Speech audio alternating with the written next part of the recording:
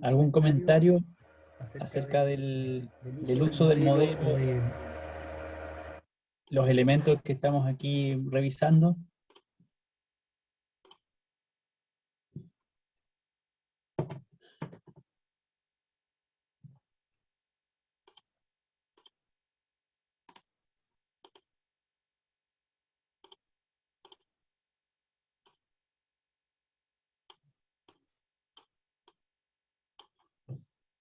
Bueno, para aprovechar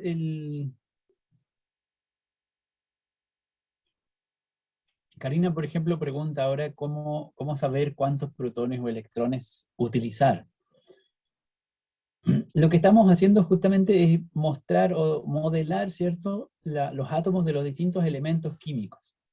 Y recién vimos cómo modelar dos elementos químicos, el hidrógeno y el helio. Lo interesante es que, o lo que tratábamos de decir, es que cada elemento químico se caracteriza, bueno, tiene sus propias propiedades. Por ejemplo, las propiedades del helio son muy diferentes a las propiedades del carbono o del oxígeno. Nosotros, por ejemplo, podemos respirar oxígeno y necesitamos oxígeno para nuestros procesos biológicos. Pero si respiráramos hidrógeno o respiráramos helio, entonces no podríamos sobrevivir. Y esto es porque las propiedades de estos gases son muy diferentes. Y esas propiedades se derivan o se producen debido a la forma de sus átomos, a la organización a nivel atómico. Entonces, no hay una regla para determinar cuántos protones o cuántos electrones. Lo que sí queremos hacer es identificar los átomos o la forma de los átomos de los distintos elementos químicos. Y lo que estamos diciendo es que los elementos químicos surgen en la medida en que tenemos un nuevo tipo de átomo o una nueva organización a nivel atómico. Entonces así, por ejemplo, partíamos con un solo protón en el núcleo y ya tenemos un átomo de hidrógeno, que es la forma de la materia más simple posible que podemos encontrar o que se encuentra en la naturaleza. Ni siquiera es necesario en este caso pensar en un átomo de hidrógeno agregándole electrones. Basta con tener un protón y ya estamos en presencia de lo que llamamos hidrógeno. Ahora, en general, les decía, en la naturaleza, en los fenómenos naturales, los átomos se encuentran eléctricamente neutros, así es que la mayor cantidad de las veces vamos a encontrarnos con un hidrógeno, que es un átomo de hidrógeno que se encuentra en estado neutro, por lo tanto va a tener tanta carga positiva como carga negativa. Así también, como decíamos en el caso del helio o del litio, uno puede encontrar distintas formas de hidrógeno que corresponden a distintos isótopos del hidrógeno. En la naturaleza van a haber algunos isótopos de hidrógeno que digamos el más frecuente, que es el que estamos viendo ahora modelado, simplemente con un protón en el núcleo y con un electrón que envuelve al núcleo. Pero también puede ser que encontremos algunos hidrógenos, algunos átomos de hidrógeno que tienen esta forma: un protón, un neutrón y un electrón. Esto es un isótopo del hidrógeno. Incluso es posible encontrar un isótopo del hidrógeno que tiene esta forma. Y sigue siendo hidrógeno. Sin embargo, es una forma ligeramente distinta de hidrógeno porque es un elemento, en este caso, más pesado, porque tiene un núcleo con tres partículas que son masivas, ¿cierto?, en comparación con el electrón. Ahora, en general en la naturaleza, el isótopo más frecuente es este tipo de átomo que se llama, tiene un nombre propio, incluso por ser tan frecuente, me parece que el nombre es protio, el isótopo del hidrógeno más frecuente posible en la naturaleza. O el deuterio, cuando tiene dos nucleones, tiene un neutrón y un protón. Pero sigue siendo el mismo elemento químico, hidrógeno. Básicamente tiene las mismas propiedades que el otro isótopo del hidrógeno. Y así también, entonces, cuando agregamos un nuevo protón, cambia la naturaleza, las propiedades de la sustancia, y ahora hablamos del helio. Dijimos que en general también este va a ser un átomo estable si es que tiene protones y neutrones, y en la naturaleza lo vamos a encontrar eléctricamente neutro, con 2 protones y 2 electrones. Si es que pensamos ahora en un átomo de mayor cantidad de partículas, por ejemplo, pensemos en el carbono. El carbono tiene 6 protones. Entonces, eso significa que tenemos que agregar, por supuesto, más partículas. Y si agrego 6 protones, lo que tengo es una sustancia completamente distinta de las 2 que habíamos visto antes, que es el carbono. ¿Por qué tenemos carbono? Porque se trata de un átomo que tiene 6 protones, básicamente. Por supuesto, en este caso, veríamos que se trata de un núcleo inestable, porque Viviana estaba preguntando por qué el elemento se vuelve inestable.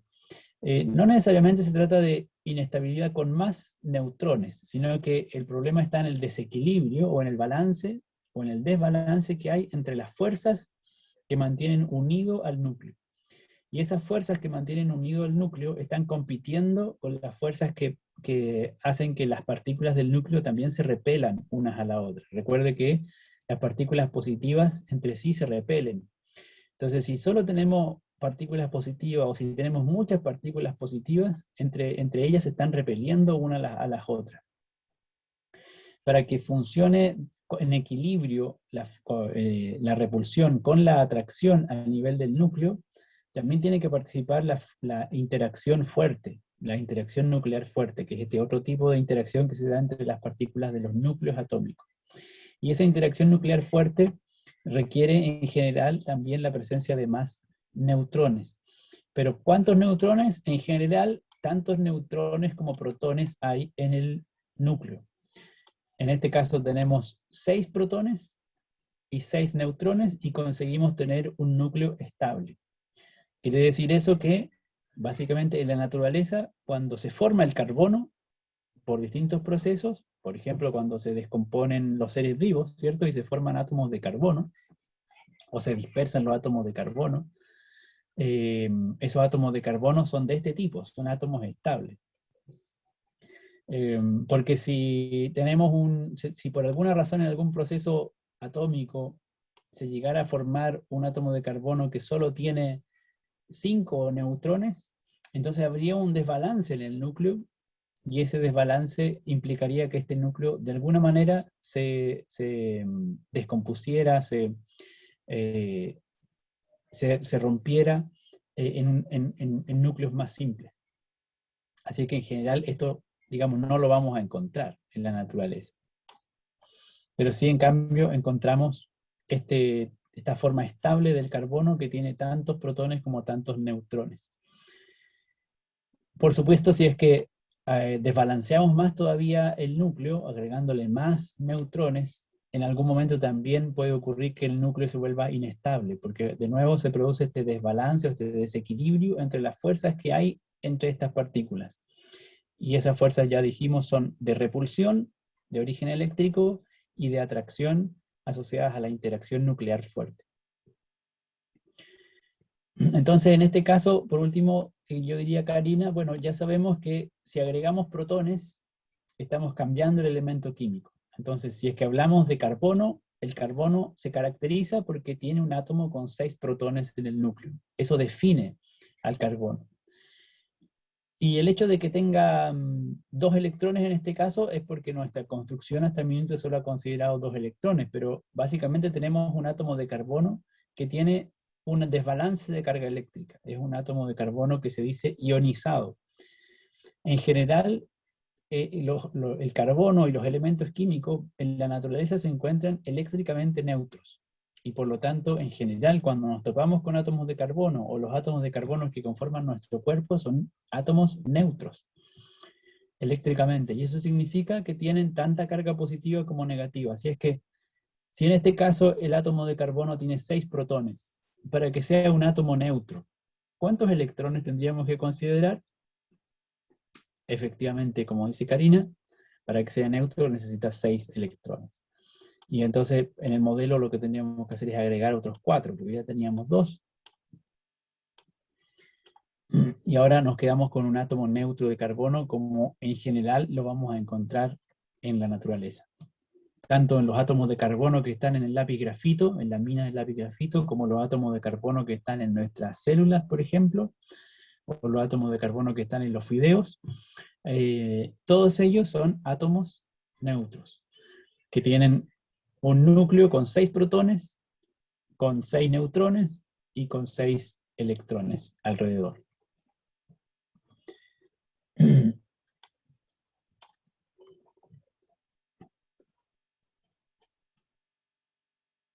Cuando se produce entonces algún fenómeno, podríamos decir, químico, o incluso puede ser mediante algún procedimiento mecánico, eventualmente ocurre que este átomo pierde un electrón o gana un electrón adicional, por ejemplo, le agregamos un electrón adicional, entonces ahora sigue siendo átomo de carbono, pero se dice que es un átomo ionizado.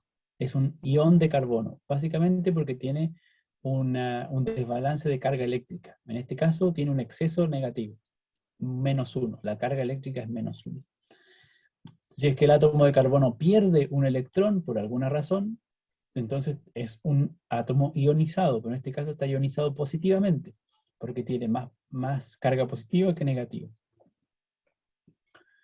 Bueno, y finalmente estos elementos que están en esta configuración, en este modelo, están representados simbólicamente en la tabla periódica en general y asociados al símbolo químico del carbono, que es el ejemplo que estamos usando acá, donde nos señalan por lo menos estos 3 números significativos desde el punto de vista de las propiedades del elemento químico. Por supuesto está el símbolo, que es el carbono en este caso. Está el número másico, que vimos antes que correspondía al número de nucleones, o sea, tantos protones y neutrones hay en el núcleo, en este caso es 12. Y está la carga eléctrica, en este caso indicándonos que es un átomo neutro, carga neta 0. Y adicionalmente aquí aparece otro número que no habíamos visto antes, que está representado con el color naranja porque corresponde al número de protones que hay en el núcleo. Y esto es el número atómico. Básicamente es el número atómico, es decir, la cantidad de protones que hay en un núcleo, lo que determina de qué elemento químico se trata y por lo tanto cuáles son las propiedades que tiene esa sustancia. Si es que cambiamos el número másico agregando neutrones, entonces estamos en presencia de otro isótopo del carbono. Sigue siendo carbono porque sigue teniendo número atómico 6, pero ahora tiene número másico 13 porque agregamos un neutrón, y entonces se trata de otra forma del carbono, un isótopo del carbono, que también podemos encontrarlo en la naturaleza. En general, lo que no encontramos en la naturaleza van a ser aquellos átomos que aquí en el modelo aparecen como inestables, porque se van a desintegrar muy rápidamente, en cualquier proceso en el cual se lleguen a formar.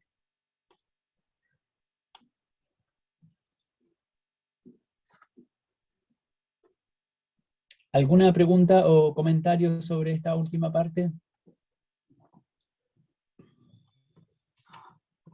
¿Alguna duda que les quede sobre el uso del modelo y sobre la relación entre esta estructura interna de los átomos y los elementos químicos?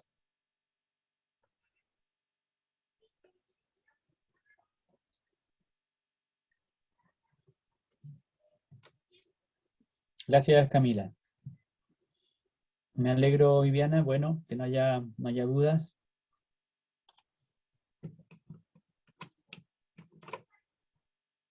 Vamos a aprovechar los últimos minutos entonces para, los últimos 5 a 10 minutos para, a esta clase, perdónenme, a ver, 16:40. Denme 5 minutos más antes de terminar. Bueno, algo que no lo mencioné explícitamente en el modelo, pero podemos ver aquí que cuando yo agregué electrones, por ejemplo, a este átomo de carbono para que fuera neutro, los 4 que agregué, los agregué en la segunda órbita alrededor del núcleo. Hay una primera órbita en la cual hay 2 electrones y hay una siguiente órbita en la cual hay 4 electrones. Curiosamente, si es que uno quisiera agregar más electrones a la primera órbita, eso no es posible.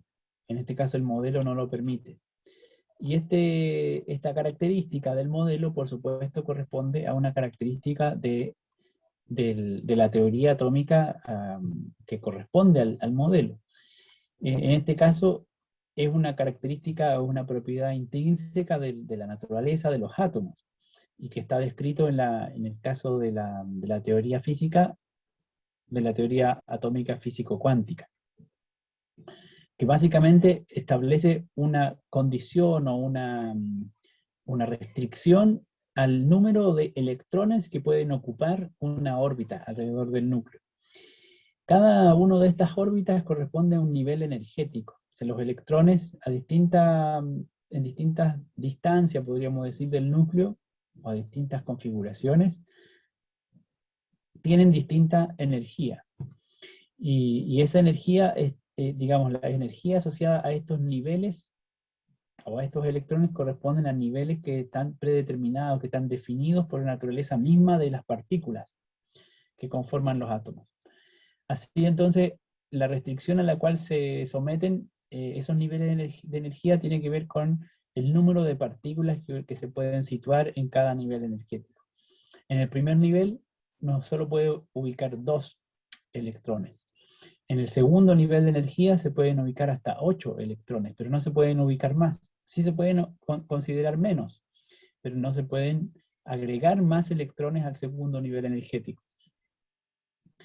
Bueno, esta es una propiedad que deriva justamente de las propiedades intrínsecas de los electrones, y que no era parte originalmente del modelo atómico de Bohr, pero hoy día está muy, muy descrito y bien explicado en la teoría cuántica, y que tiene que ver con la capacidad electrónica de las órbitas. En el segundo nivel uno puede colocar hasta 8 electrones, y esto más o menos queda descrito por esta regla que está aquí presentada, que nos permite calcular justamente en función del nivel energético, o de la órbita, o de la capa de energía, cuántos electrones podríamos situar en cada nivel energético. En la primera capa podemos situar solamente 2 electrones, y eso se puede calcular haciendo esta relación, multiplicando 2 por el número de la capa elevada al cuadrado, o de la capa o de la órbita, ¿ya? La segunda órbita puede situar hasta 8 electrones, y esto lo podríamos calcular haciendo esta operación, 2 multiplicado por 2 al cuadrado, es decir, 2 por 4, 8. Y así sucesivamente, cada nivel energético, o cada nivel electrónico, o cada órbita, que va saltando de uno en uno, ¿cierto? La órbita 1, la órbita 2, la órbita 3, va a aceptar, va a permitir la colocación de un máximo número de electrones. La última capa electrónica, o la última capa de la última órbita de un átomo, es importante, porque en general esta última capa es la que permite, o le permite al átomo unirse, enlazarse con otros átomos. Es decir, es esta parte, este nivel de la estructura del átomo la que participa en las interacciones químicas, en la unión o los enlaces de estos átomos con otros átomos, sean del mismo tipo o de otro tipo. Así es que, dependiendo justamente de la cantidad de electrones que haya alrededor en la última capa del átomo, por supuesto en el caso del helio solo hay un nivel energético y tiene 2 electrones. En este caso se dice que la capa o la órbita está completamente ocupada por estos 2 electrones, ya no podemos colocar más. Y esto hace, en cierta manera, que el átomo de helio sea un átomo muy difícilmente vinculable o enlazable con otros elementos químicos.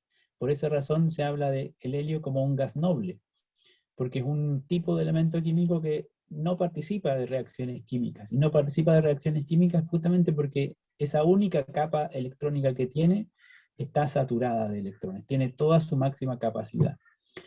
En cambio, si es que tenemos un elemento químico como por ejemplo, perdón, no estoy en la animación. Como el carbono, en el caso del carbono, vimos que el primer nivel energético está completo, con 2 electrones, pero el segundo nivel energético todavía puede aceptar hasta 4 electrones más. porque tiene todavía capacidad.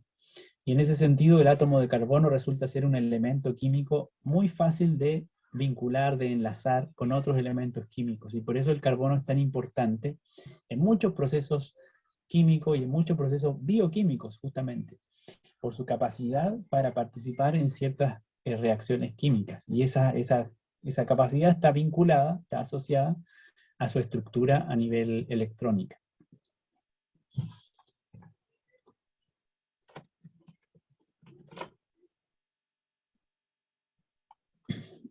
Bueno, para finalizar, solo un par de ideas, porque hasta el minuto vimos, cierto, que el nivel más básico de la materia es el nivel atómico, y de acuerdo a la teoría atómica, la materia está compuesta, o la naturaleza de la materia es fundamentalmente atómica, en el sentido de que podemos encontrar partículas discretas que tienen ciertas propiedades, y esas propiedades dependen de su estructura interna basada en las partículas que los componen, ¿cierto? Así es que en el nivel más fundamental encontramos átomos de elementos químicos que tienen esta estructura interna que ya hemos visto. Pero en el siguiente nivel, los átomos de los elementos químicos se pueden unir con otros átomos. Y entonces la materia, por supuesto, que nos rodea, no consiste solamente en átomos de elementos químicos puros. En general, vamos a encontrarnos con combinaciones de átomos, y esas combinaciones de átomos adoptan un siguiente nivel de organización de la materia, que es lo que llamamos el nivel molecular. El nivel molecular, por supuesto, no es otra cosa que aquel nivel en el cual encontramos átomos enlazados unos con otros. En general, en ese nivel molecular podemos encontrar moléculas discretas,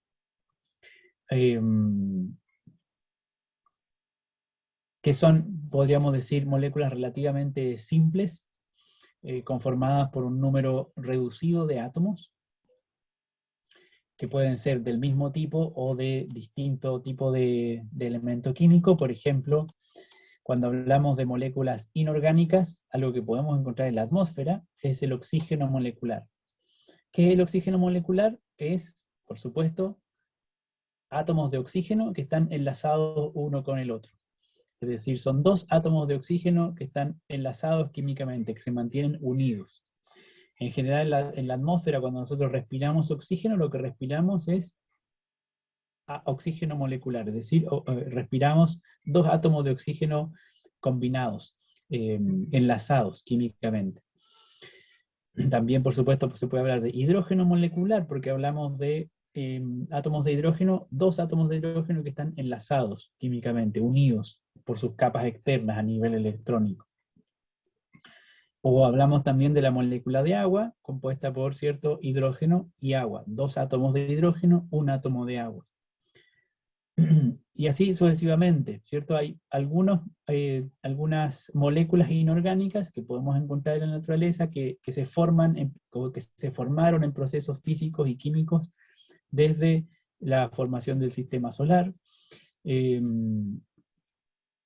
hay otras moléculas que no se formaron en esos procesos, sino que se formaron fundamentalmente en relación con organismos vivos, es decir, en procesos biológicos. Y entonces, cuando nos referimos a ese tipo de moléculas, hablamos de moléculas orgánicas.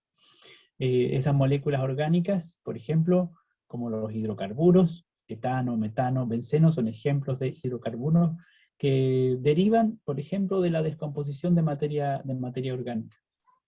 Es decir, participan en su producción bacterias y otro tipo de organismos.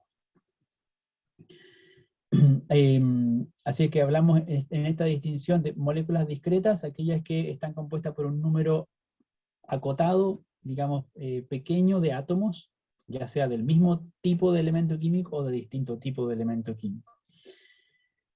Y también hablamos de moléculas orgánicas, como aquellas que derivan de procesos biológicos o que suponen o implican la participación de organismos vivos. Y en general, entre las moléculas orgánicas también encontramos un gran número de moléculas que son muy grandes en su estructura, y por eso las ponemos en un grupo aparte, distinto de las moléculas discretas, porque contienen una gran cantidad de átomos. Son moléculas en ese sentido llamadas macromoléculas, justamente por la cantidad de átomos que las componen, dentro de las cuales califican los polímeros, por ejemplo, que son, entre otras cosas, las proteínas o los ácidos nucleicos, los lípidos, y también algunos polímeros sintéticos que se han podido fabricar, ¿cierto?, en distintos tipos de industria, como derivados de los hidrocarburos.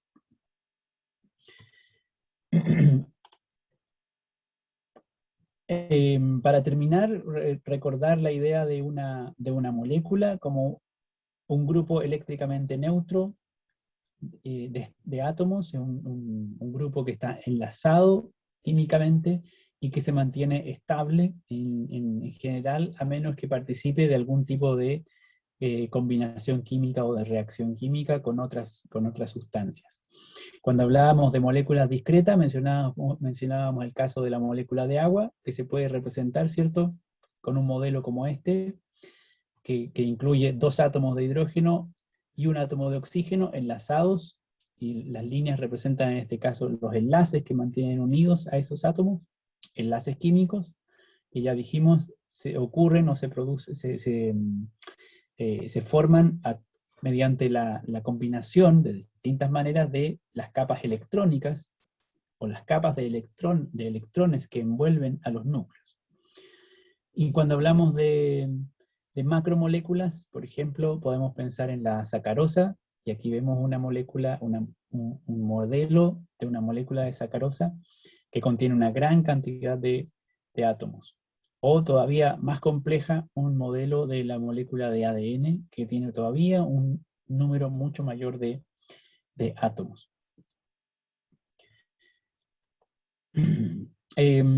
Quisiera entonces finalizar la sesión aquí. Como les había dicho, no quería ocupar la sesión completa. ¿Alguien tiene alguna pregunta, algún comentario?